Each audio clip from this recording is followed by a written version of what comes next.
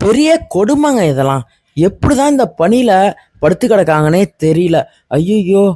என்னா பனி பெய்யுது. இந்த வயசான காலத்துல அவங்கலாம் இந்த பனியில படுக்கிறத பார்த்தா ரொம்ப மனசு கஷ்டமா இருக்கு மக்களே. அறக்கட்டளை திருவாரூர் மாவட்டம்.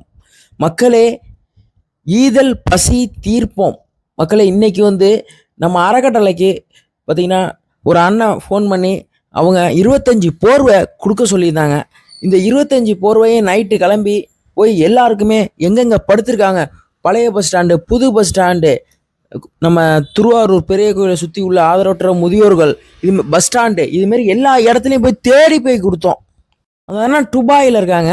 பார்த்தீங்கன்னா, போர்வெல்லாம் இதுமாரி பனி நேரத்தில் படுத்துருக்கவங்களுக்கு கொடுப்பான்னு சொல்லி இதுமாரி பார்சல் அனுப்பி விட்ருந்தாங்க ஒருத்தவங்கள விட்டு. அதை வாங்கிட்டு வந்து நம்ம கொரியர் ஆஃபீஸ்லேருந்து வச்சுருந்தோம். பார்த்தீங்கன்னா, இன்னைக்கு நைட்டு நல்லா பேஞ்சிருந்தது பனி.